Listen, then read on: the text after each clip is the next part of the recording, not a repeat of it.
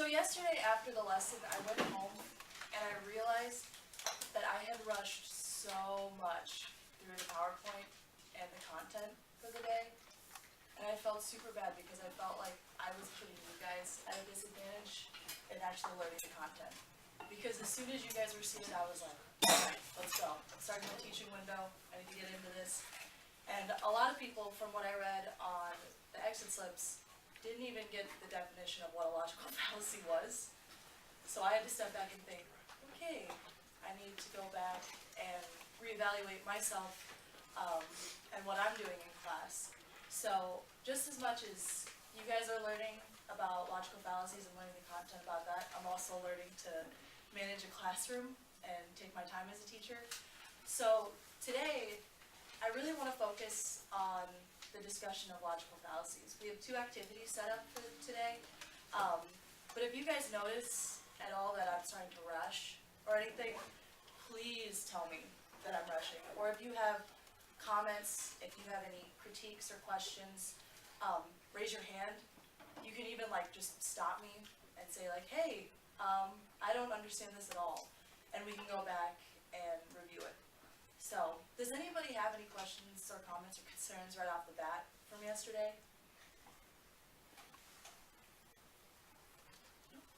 Alright. Well, just to start then, we're going to review a little bit before we get into our activities. So if everyone can get out their notes really quick.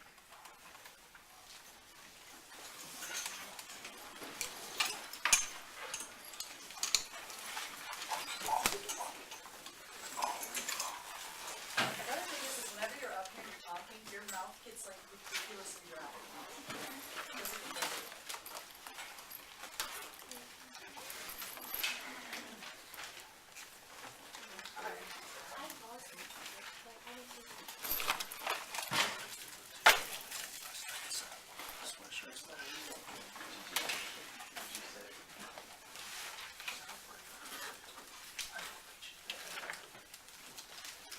Also, since logical fallacies are best learned through discussion, I would say I find it best to learn logical fallacies.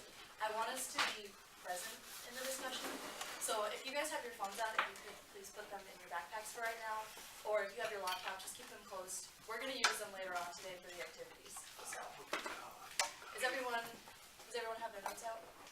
Yes? Cool. Alright, so here's the actual definition of a logical fallacy. So, logical fallacies occur when an argument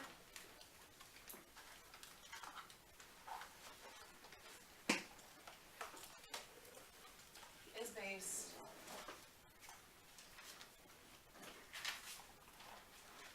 on unsound reasoning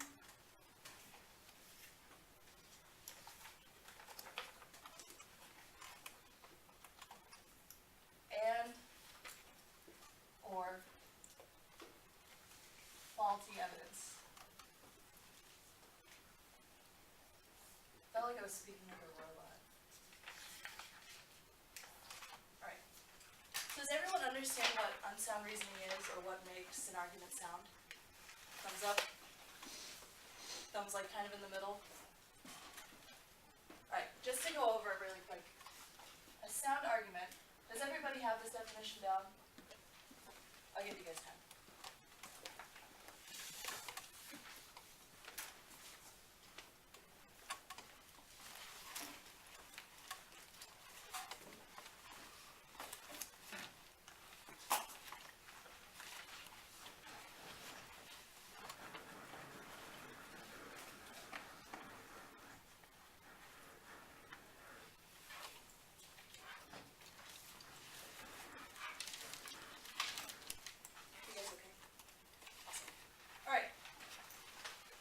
So everyone has this definition down, right?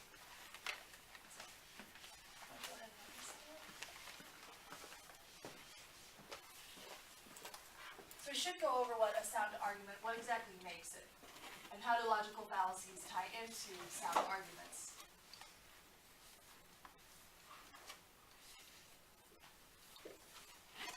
So go ahead and take this down in your notes. The first thing that really makes an argument sound is if all the premises true.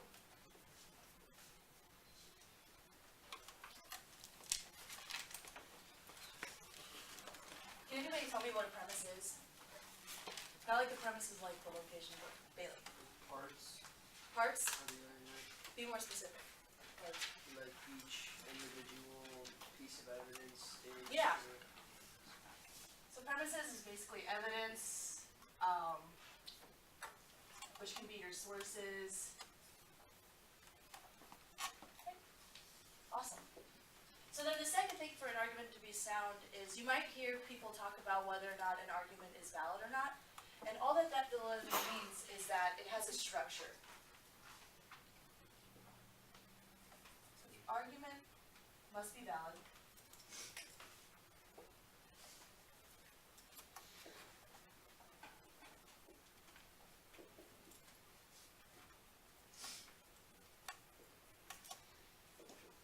As a structure. So when you think about logical fallacies, didn't most of those have a structure? For the most part, that you guys kind of heard.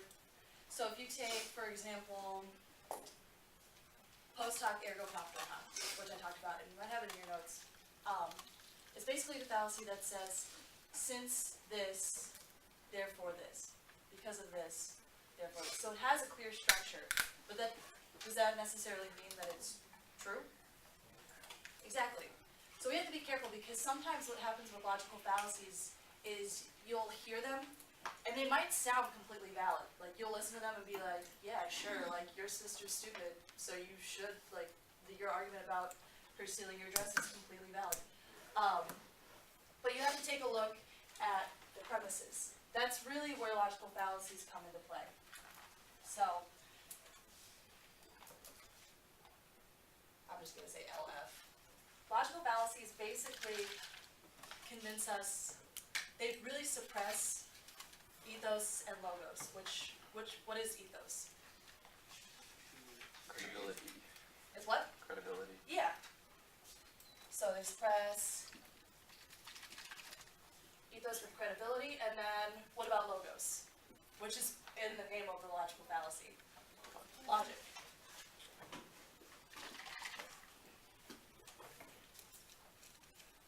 So then, the other part of those artistic appeals is pathos.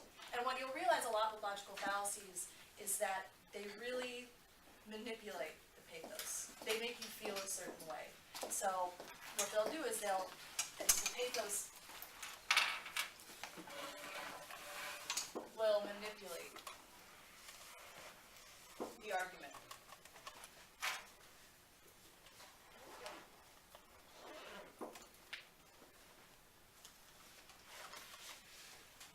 Does everyone have this down, or do you guys want a second to take it down? Looks like a couple people are writing, so I'll give you guys a chance.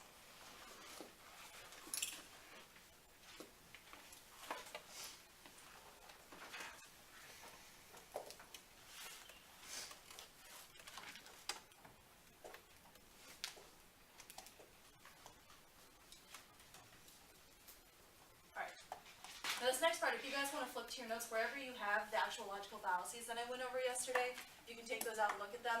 I need really quick for you guys to name me what logical fallacies did we go over. Bandwagon. False dilemma. What's another one? Quick. Post hoc and post hoc. Post hoc. What else? Red herring. Red herring. And then we have two more. Ad hominem.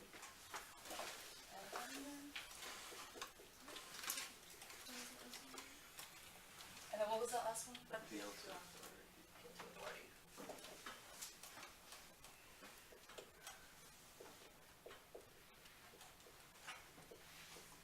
Alright, awesome. So really quick too, just raise your hand if you know it, and I'll call on you. Tell me what bandwagon is, just sum it up. When the people are doing it, you like it, and it's actually good. Absolutely. What about false dilemma? Cooper, what's false dilemma? It's like, either you have to do something or something else will happen, there's no between. So you don't consider all the alternatives. What about post hoc ergo propter hoc? Y comes after X, therefore X caused Y. Yeah, absolutely. Slippery slope. RJ, what's slippery slope? What is the definition of slippery slope? You forgot about it? Can someone help RJ out? Yeah. Asserts that something must inevitably follow from another